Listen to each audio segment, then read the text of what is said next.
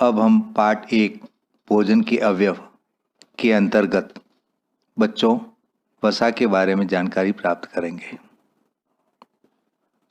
वसा कोशिकाओं में पाए जाने वाले वे कार्बनिक यौगिक हैं जो जल में अविलेय हैं।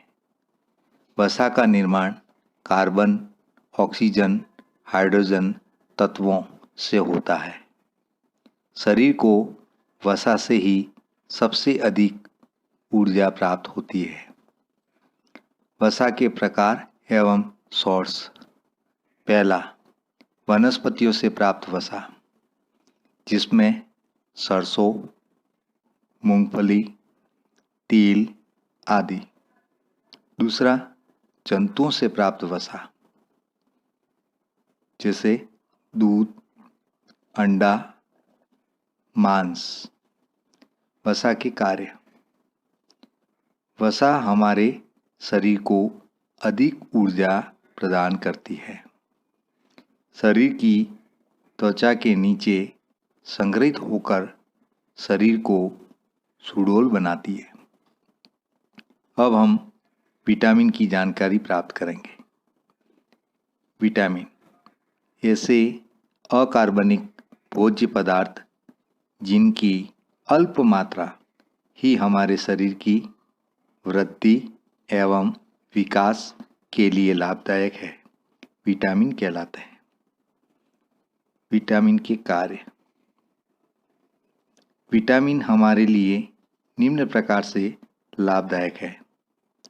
शरीर की नियमित वृद्धि के लिए, शरीर को स्वस्थ रखने के लिए, रोग प्रतिरोध तक में वृद्धि के लिए, भूख सामान्य रखने के लिए।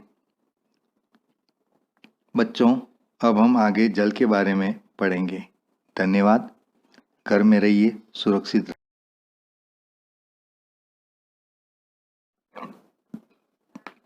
पार्ट 1 भोजन के अवयव के अंतर्गत आज हम जल के बारे में पढ़ेंगे।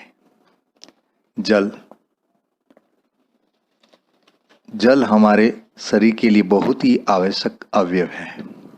हमारे शरीर का 70% भाग जल है। जल शरीर में विलायक का कार्य करता है।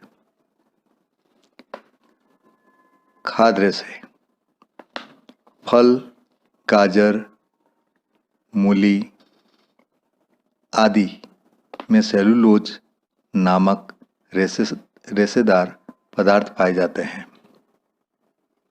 सेलुलोज नामक रेशेदार पदार्थ पाए जाते हैं जिसे हम भोजन के रूप में ग्रहण करते हैं। इन रेशों को रफेज कहते हैं। खाद्य रेशों के कार्य। भोज्य पदार्थों के पाचन में सहायता करते हैं।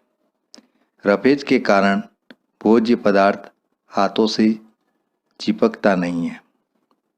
रफेज पाचन के दौरान उत्पन्न विषैले पदार्थ एवं जल को अवशोषित कर लेते हैं। संतुलित आहार। हमारे शरीर की नियमित वृद्धि, विकास और स्वस्थ रहने के लिए हमारे आहार में वे सभी अवयव एक निश्चित अनुपात एवं उचित मात्रा में होने आवश्यक है, जिनकी हमारे शरीर को आवश्यकता होती है। इस प्रकार के आहार को संतुलित आहार कहते हैं। बच्चों, धन्यवाद। घर में रहिए, सुरक्षित रहिए।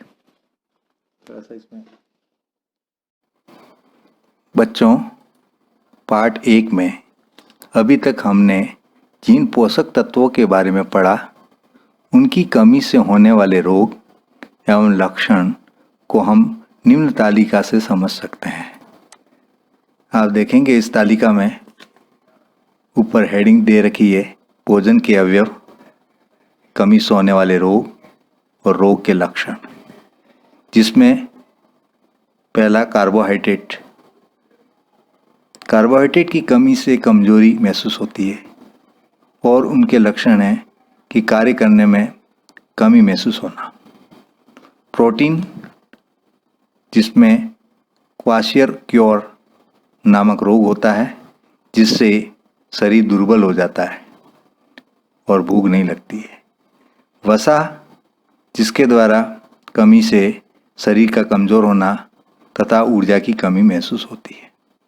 इसी प्रकार विटामिन ए की कमी से रतौंधी नामक रोग हो जाता है, जिसमें आंखों की कमजोरी महसूस होती है। इसी प्रकार विटामिन बी की कमी से बेरी नामक रोग हो जाता है और कमजोरी आती है। विटामिन सी की कमी से स्कर्वी रोग होता है, जिससे दांत, मसूड़ों की बीमारी इत्यादि हो जाती है। विटामिन डी की कमी से रिकेट्स नामक रोग हो जाता है, जिससे हड्डियों की कमजोरी महसूस होती है। इसी प्रकार विटामिन ई, जिसके द्वारा प्रजनन क्षमता में कमी आती है तथा जनन में कमी महसूस होती है।